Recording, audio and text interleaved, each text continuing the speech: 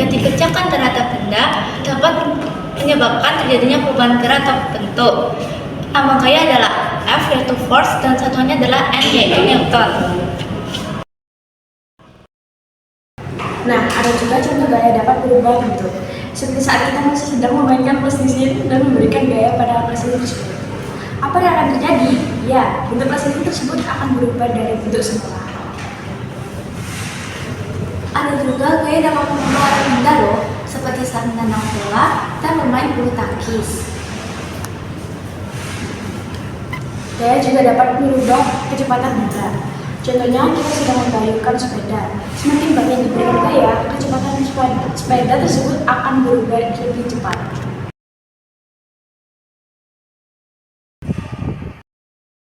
Ngomong-ngomong resultan gaya itu apa sih? Setauku resultan gaya yang sering digunakan itu ada 3. Yaps, yang pertama ada resultan gaya arahnya searah ke kanan. Contohnya seperti saat kalian berdua sama-sama mendorong meja ke arah ke kanan. Resultan gaya tersebut dapat dirumuskan sebagai sigma F sama dengan F1 tambah F2. Lalu yang kedua, ada gaya arahnya searah ke kiri. Itu seperti mendorong meja ke arah ke kiri dan dapat dirumuskan sebagai sigma F sama dengan negatif F1 ditambah negatif F2. Kenapa negatif? Karena arahnya ke kiri, yaitu vektor. Juga ada gaya yang bisa disebutkan seperti ketika A menarik meja 1 ke arah kanan, sedangkan si B menarik meja 1 ke arah kiri dengan waktu yang bersamaan, sehingga dapat dirumuskan sebagai sigma F sama dengan F1 tambah F minus F2. F2 negatif karena arahnya ke kiri, yaitu vektor.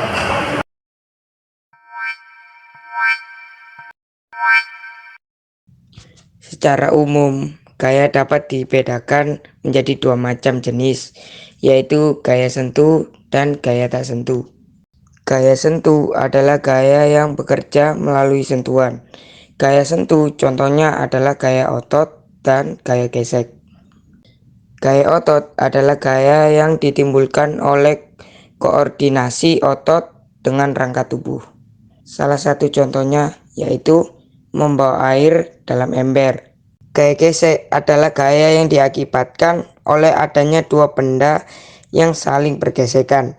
Gaya gesek selalu berlawanan arah dengan gaya yang diberikan pada benda. Contohnya yaitu gesekan antara meja dengan lantai pada saat meja didorong.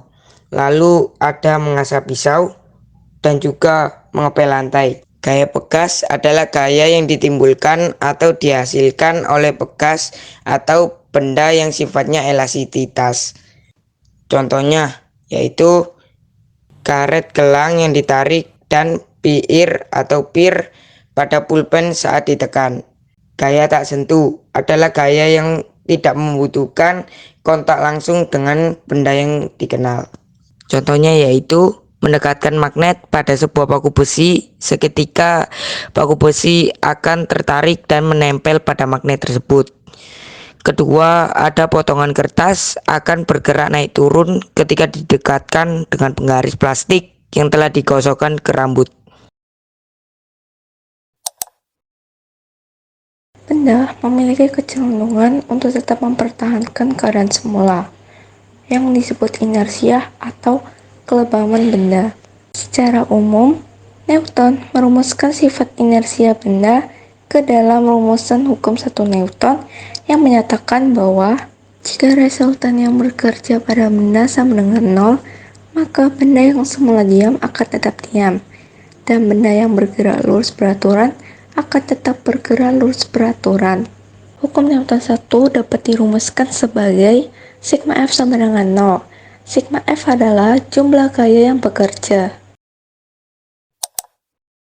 Hukum Newton 2 berkaitan dengan benda dalam keadaan bergerak dipercepat. Gaya yang besar maka akan didapatkan percepatan yang lebih besar juga. Percepatan gerak benda selalu berbanding lurus dengan resultan gaya yang bekerja pada suatu benda dan selalu berbanding terbalik dengan massa benda. Hukum Newton 2 dapat dirumuskan sebagai sigma F sama dengan M kali A, M sama dengan sigma F bagi A, dan A sama dengan sigma F bagi M. Sigma F adalah resultan gaya, M adalah massa benda, dan A adalah percepatan.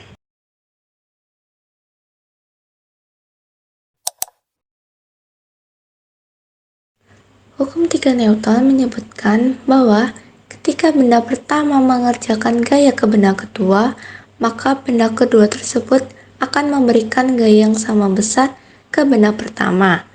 Namun, perlawanan arah atau gaya aksi dan reaksi bekerja pada dua benda yang berbeda.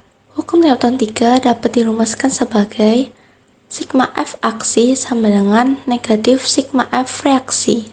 Contohnya, burung mengepakkan sayap ke belakang untuk memberikan gaya aksi ke udara.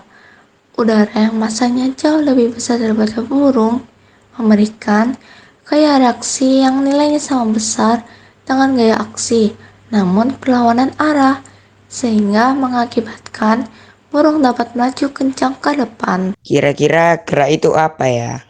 Gerak merupakan perubahan posisi suatu benda terhadap sebuah acuan tertentu. Perubahan letak benda dilihat dengan membandingkan letak benda tersebut terhadap suatu titik yang dianggap tidak bergerak, sehingga gerak memiliki pengertian yang relatif atau nisbi. Titik acuan adalah suatu tempat di mana kita mulai mengukur kedudukan suatu benda. Dalam fisika, kedudukan menyatakan posisi atau letak suatu benda pada saat tertentu terhadap suatu titik acuan. Apa perbedaan gerak semu dan gerak relatif? Gerak semu adalah gerak tidak sebenarnya atau benda yang sebenarnya diam tetapi tampak seolah-olah bergerak. Contohnya, awan yang seolah bergerak dan mengikuti kita, sebenarnya kita yang bergerak. Lalu contoh lainnya ada matahari seolah-olah bergerak dari timur ke barat, padahal bumi yang berputar pada porosnya dan mengelilingi matahari. Sedangkan gerak relatif adalah gerak benda yang dilihat dari suatu titik acuan tempat benda dibanding. Contohnya, J menaiki motor yang dikendarai oleh Pak Satpam di sekolahnya dan bergerak meninggalkan Jose yang sedang duduk. Menurut saya, Jason duduk diam di atas jok motor.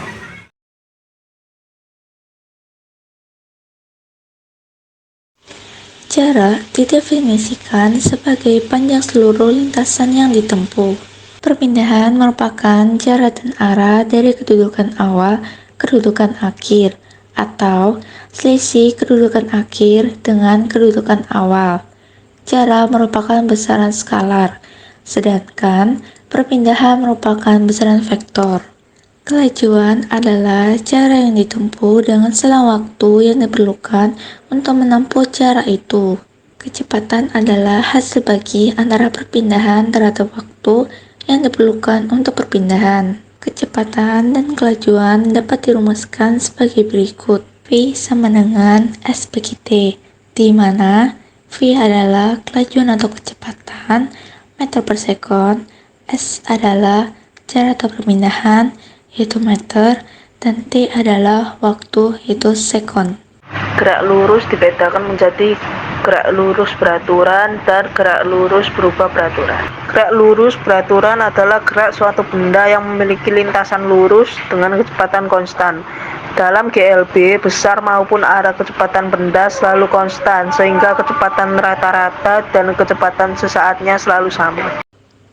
S sama dengan V kali T, di mana S adalah cara yang ditempuh yaitu meter, V adalah kelajuan benda meter per sekon, dan T adalah waktu yaitu sekon. Adapun ciri-ciri gerak lurus beraturan. Yang pertama, kecepatan tetap, yaitu setiap detik menempuh jarak yang sama. Kedua, percepatan nol, atau tidak ada pertambahan kecepatan tiap satuan waktu. Contohnya, sebuah mobil menempuh 20 km dalam waktu 30 menit. Dapat dipastikan bahwa mobil tersebut bergerak dengan kecepatan. Untuk menyelesaikannya, kita perlu mencari tahu bahwa diketahui S sama dengan 20 km dan T adalah 30 menit atau sama dengan 0,5 jam. Ditanya adalah kecepatannya, yaitu S sama dengan V kali T. S tersebut adalah 20 dan V-nya kita masih perlu mencari tahunya. Dan untuk T-nya adalah 0,5. Lalu 0,5 tersebut kita pindahkan di bawah angka 20 menjadi 20 bagi 0,5 sama dengan V. 20 bagi 0,5 adalah 40 km per jam sama dengan V. Berarti V sama dengan 40 km per jam. Gerak lurus berubah beraturan adalah gerak suatu benda yang memiliki lintasan lurus dengan percepatan konstan. Dalam hal ini, percepatan sesaatnya sama dengan percepatan rata-ratanya. Percepatan merupakan besaran vektor, yaitu besaran yang memiliki besar dan arah. Percepatan konstan berarti besar dan arah percepatan selalu konstan atau tetap setiap saat. Walaupun besar percepatan suatu benda selalu konstan, tetapi jika arah percepatan selalu berubah, maka percepatan benda tersebut tidak konstan. Jika bergerak dengan percepatan konstan sebesar A dan kecepatan awalnya sebesar VO, setelah selang waktu T, kecepatannya menjadi sebesar VT sama dengan VO tambah A kali T.